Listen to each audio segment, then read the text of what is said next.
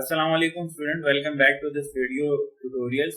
हमने chapter number 1 complete कर लिया था। चैप्टर नंबर 2 भी आज हम जो है वो इंशाल्लाह ताला कंप्लीट कर देंगे। क्यों? क्योंकि chapter 2 is an important chapter, but the thing is यहाँ पे हम जो इम्पोर्टेंट तरीन चीजें हैं उन चीजों को हम डिस्कस करेंगे, लेकिन उन इम्पोर्टेंट तरीन चीजों तक पहुंचने के लिए we have to do certain things from certain exercises. तो हम चैप्टर नंबर 2 की एक्सरसाइज नंबर 2.2 से लेकर 2.7 तक करेंगे।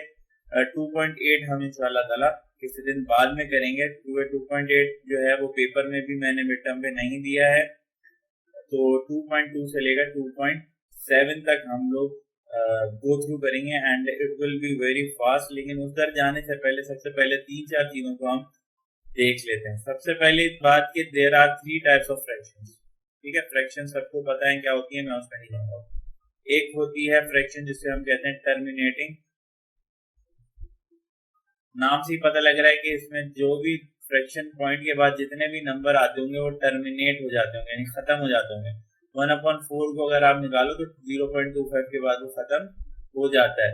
1/8 की निकालो तो 0.125 के बाद वो खत्म हो जाएगा। तो इसको क्या कहेंगे? Terminating fractions. फिर होती हैं रिकरिंग फ्रैक्शंस। रिकरिंग का मतलब होता है बार बार आने वाला, लेकिन वो रिकरिंग यहाँ पे क्या मतलब है? एक ही नंबर बार बार है। फॉर एग्जाम्पल 1/6, या आप कैलकुलेटर में निकालो, आपको दिखाएगा 0.16666।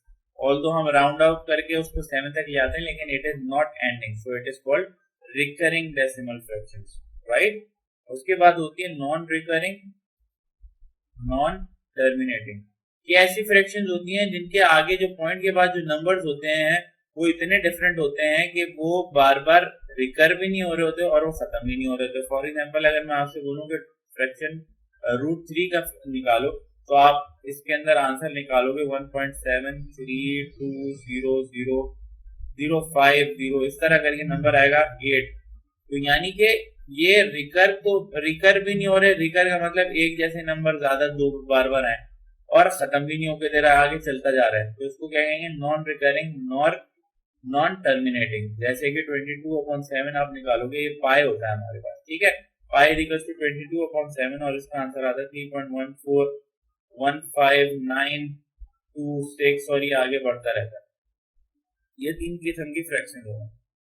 फिर एक चीज का ख्याल रखो, मैं जल्दी जल्दी बताता जा रहा हूं कि जब भी आप किसी दो रियल नंबर्स को प्लस करोगे, दो रियल नंबर यानी 1 + 2 यानी 0.2 + 0.4, तो इसका आंसर हमेशा रियल आएगा, यानी 0.6। ये भी एक रियल नंबर है। कभी ऐसा नहीं होगा कि आप नॉन रिकरिंग नंबर के साथ किसी चीज को ऐड कर दो और आप ये एज्यूम करो कि आंसर भी मेरा रियल आएगा। ऐसा नहीं है, आंसर भी तब नॉन रिकरिंग टाइप का आ जाएगा, लेकिन रियल नंबर जब आप दो ऐड करोगे तो रियल नंबर आंसर आएगा। अच्छा, ऐसे इस बात का भी ख्याल रखो कि जब आपके पास कोई से भी दो नंबर हो, आप उनको इस तरह ऐड भी करा सकते हो और ये बराबर किसके होगा? y/x के। यहाँ पहले भी बात कर चुके हैं चैप्टर नंबर 4 में। सिमिलरली अगर आप 3 नंबर्स को प्लस करा रहे हो तो इससे कोई फर्क नहीं पड़ता कि आप कौन से नंबर्स को पहले ऐड कराओ और फिर आखिर में तीसरे नंबर को ऐड कराओ, कोई फर्क नहीं पड़ता, ठीक है। अच्छा, एक चीज का ख्याल रखना, एडिटिव इनवर्स क्या होता है? कहीं पे अगर बात की जाए एडिटिव इनवर्स, तो इसका मतलब ये होता है कि जो भी नंबर है, जैसे 2, अगर इसको मैं नेगेटिव में ले लूं तो ये इसका एडिटिव इनवर्स है। अगर मेरे पास है √3 माइनस का √3, तो इसका मैं √3 ले लूं तो ये इसका एडिटिव इनवर्स हो जाएगा। सिमिलरली मल्टीप्लीकेशन पे चलते हैं। मल्टीप्लीकेशन में क्या कह रहा है कि किसी भी दो रियल नंबर को अगर आप मल्टीप्लाई करोगे तो आंसर भी रियल नंबर आएगा। यानी कि अगर मैंने 0.2 को मल्टीप्लाई करा दिया 0.3 से, तो आंसर मेरा 0.12 आएगा। रिकर हो रहा है? ये नहीं हो रहा। क्या ये नॉन रिकरिंग है? नहीं, ये भी नहीं है। टर्मिनेटिंग हो गया, यानी कि दो रियल नंबर्स को मल्टीप्लाई कराया तो आंसर भी रियल आया। अच्छा, इस चीज का ख्याल रखना है कि जो नॉन रिकरिंग, नॉन टर्मिनेटिंग होते हैं ये इर्रेशनल नंबर होते हैं। क्या होते हैं? इर्रेशनल। और बाकी जो दोनों होते हैं जैसे टर्मिनेटिंग और रिकरिंग, ये होते हैं रेशनल, ठीक है। अच्छा, बहरहाल आगे चलते हैं। अच्छा, इन दो नंबर्स को हमने मल्टीप्लाई कराया। अभी मल्टीप्लिकेटिव प्रॉपर्टी में अगर हम दो नंबर्स को इस तरह मल्टीप्लाई करें या इस तरह मल्टीप्लाई करें तो कोई फर्क नहीं पड़ता, ये बिल्कुल ठीक है। सिमिलरली 3 नंबर्स को मल्टीप्लाई करा दो, इससे कोई फर्क नहीं पड़ता कि कौन से नंबर को आपने पहले मल्टीप्लाई कराया और कौन से नंबर को बाद में मल्टीप्लाई कराया, ये भी ठीक है। और एक और चीज, मल्टीप्लिकेटिव इनवर्स क्या होता है? मल्टीप्लिकेटिव इनवर्स का मतलब ये होता है कि अगर आपके पास कोई एक नंबर है, उसको आप 1 से डिवाइड कर दो, ये इसका मल्टीप्लिकेटिव इनवर्स है। और अगर आपके पास एक नंबर है 1/x स्क्वायर, तो आप इसको x स्क्वायर से मल्टीप्लाई कर दो, ये इसका मल्टीप्लिकेटिव इनवर्स हो जाएगा। ठीक है, अच्छा आगे और चलते हैं। ओके, अब एक और चीज हम थोड़ी सी पढ़ लें कि एक्सपोनेंट्स क्या होते हैं। एक्सपोनेंट्स क्या होते हैं? किसी भी नंबर के ऊपर एक पावर लग जाती है, इस पावर को हम क्या कहेंगे? एक्सपोनेंट। समझ आ गई बात? फॉर एग्जाम्पल मेरे पास है एक्स वाई का होल स्क्वायर, तो ये एक्स स्क्वायर वाई स्क्वायर हो जाएगा। ये उसके क्या है? एक्सपोनेंट्स हैं, एक्सपो, और ये क्या है? इनके बेसिस हैं। एक्सपोनेंट समझ में आ गया क्या होते हैं? चलो आगे चलते हैं। अच्छा, यहाँ पे 3-4 लॉज हैं जिसको ख्याल रखना है लाजमी। मैं पहले लिख देता हूं और उसके बाद फिर मैं डिस्कस करता हूं। ओके, तो ये 5 लॉज हैं। लॉज का मतलब क्या होता है? जो चीज चेंज नहीं हो सकती, ये ऐसा ही होगा। ठीक है, तो law of product of power, law of product of power ये कहता है कि अगर एक नंबर है, एक वेरिएबल है, उसकी अगर पावर m है और वो मल्टीप्लाई हो रही है एक ऐसे नंबर के साथ जो नंबर तो सेम है लेकिन उसकी पावर n है, यानी बेसिस सेम है, जो आपके एक्सपोनेंट्स हैं वो डिफरेंट हैं, तो आप क्या करोगे? कुछ नहीं करोगे, बस इन दो पावर्स को ऐड अप कर दोगे। ये आपका क्या है? Law of product of power. अगर law of power of product है तो इसका मतलब ये है कि अगर दो नंबर एक दूसरे से मल्टीप्लाई हो रहे हैं और उनके ऊपर एक पावर लगी हुई है, दो नंबर एक दूसरे से मल्टीप्लाई हो रहे हैं और उनके ऊपर एक पावर लगी है, तो इसका मतलब सिर्फ ये है कि तुम दोनों नंबर्स को अलग अलग पावर लो और उन दोनों को मल्टीप्लाई कर दो।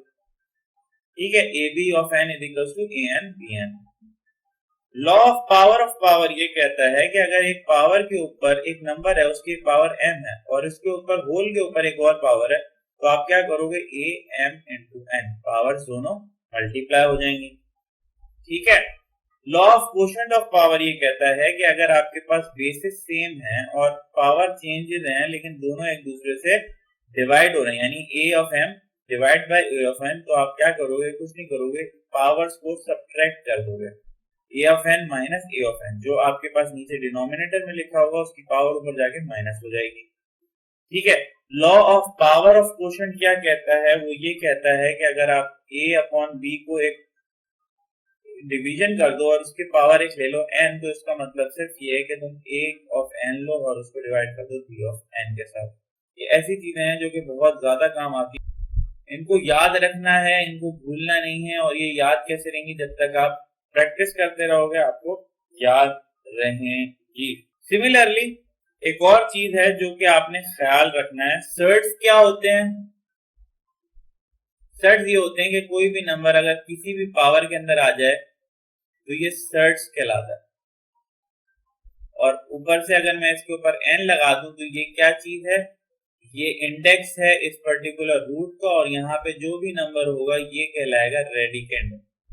क्या कहलाएगा? रेडिकेंड। जिस पावर के अंदर x लगा हुआ है वो क्या है? रेडिकेंड है। और अगर जो नंबर जिसका स्क्वायर रूट या जो भी रूट लिया जा रहा है वो पूरी की पूरी प्रॉपर्टी, वो पूरी की पूरी क्वांटिटी क्या होगी? सर्ट होगी।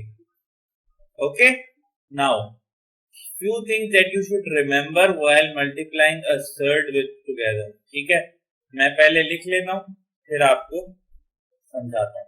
ओके गाइस, तो मैं यहाँ पे लिख चुका हूँ, ये चीजें याद रखने वाली हैं और बिल्कुल याद रखना है इसको। ये दोनों चीजें आपको, ये वाला चीज और ये वाली चीज आपको बुक में मिल जाएगा। मैं सिर्फ एक बात यहाँ पे कहता जा रहा हूँ। पहली चीज ये कि अगर root of a equal to x है तो इसका मतलब ये है कि a किस चीज के बराबर होगा? वो x स्क्वायर के बराबर होगा। इसका प्रूफ चाहिए तो सिंपल सा करके देख लेना, दोनों के ऊपर स्क्वायर लगा देना। तो क्या हो जाएगा, ये रूट इससे कैंसिल हो जाएगा, क्या बन जाएगा, a is equals to x square। ठीक है। Now whenever two numbers that have two surds, यानी कि एक रूट a है और रूट a, ये जब दोनों मल्टीप्लाई होंगे तो आपके पास आंसर क्या आएगा, a। याद रखने वाली बात है, रूट a बिल्कुल इस तरह, जैसे 2/2 कर दो, दोनों कैंसिल हो जाएंगे, इसी तरह ये दोनों भी कैंसिल हो जाएंगे। अच्छा, रूट a जब मल्टीप्लाई होगा रूट b से, तो आंसर क्या आएगा, आप इन दो एक ही रूट में दोनों को मल्टीप्लाई कर सकते हो, एक ही रूट में दोनों मल्टीप्लाई हो गए। Root a upon root b क्या होगा, आप एक ही रूट में दोनों को डिवाइड कर सकते हो, वो हमने कर लिया। a अपॉन रूट a हमेशा किस चीज के बराबर होगा, रूट a के बराबर होगा। इसको आप इस तरह कर सकते हो, जैसे आप ऊपर यहाँ पे पढ़ चुके हो ना, ये तो एक ही जगह आप क्या डाल दो, root a multiply by root a, और उसके बाद डिवाइड कर दो रूट a के साथ, तो रूट a और एक रूट a कैंसिल हो जाएगा, आंसर क्या आएगा, रूट a। सिमिलरली यहाँ पे भी यही है, रूट a ऊपर लिखा हुआ है लेकिन यहाँ पे a लिखा हुआ है, तो a को मैं क्या कर सकता हूँ, root a into root a लिख सकता हूँ, तो एक रूट से कैंसिल हो जाएगा, आंसर क्या आएगा, रूट a। अच्छा, ये चीज भी एडिटिव प्रॉपर्टी याद रखने की है कि जब आपके पास ये सर्ड सेम हो तो आप क्वांटिटी को ऐड भी कर सकते हो, सब्ट्रैक्ट भी कर सकते हो। सिमिलरली अगर मेरे पास ये लिखा होता तो मैं इसको यहाँ पे लिख सकता था a माइनस सी का और मल्टीप्लाई बाय रूट b। ठीक हो गई बात समझ में आ गई। अब बस एक और चीज को हम देखते हैं, उसके बाद हम एक्सरसाइजेस के सवालात शुरू कर देंगे। अच्छा, जिस तरीके से हमने यहाँ पे बात की है कि root a equals to x है, तो a equals to x square के बराबर होगा। सिमिलरली इसी तरीके से रूट है जिसका इंडेक्स n है, तो हम इसको इस तरीके से लिख सकते हैं अगर, और ये बराबर है किस चीज के, y के बराबर है, तो हम इसको इस तरह लिख सकते हैं कि x किसके बराबर होगा, y की पावर n। सिमिलरली जैसे हमने ये किया था, उसके बाद अगर एक xy है और उसका इंडेक्स है n, तो हम इसको इस तरह लिख सकते हैं, हम इसको अलग कर करके लिख सकते हैं n of x and nth root of y। और इसी तरीके से अगर रूट ऑफ n x है और रूट ऑफ n x है, इन दोनों को कैंसिल आउट करके आप 1 लिख सकते हो, और n ऑफ x है और उसके ऊपर पावर n लगी हो तो इसको हम लिख सकते हैं x। ठीक है, ये कुछ रूल्स हैं, ये इंट्रोडक्शन हो गया आपके चैप्टर नंबर 2 का। Thank you so much. We will meet in the exercises lecture of this particular chapter. Thank you so much.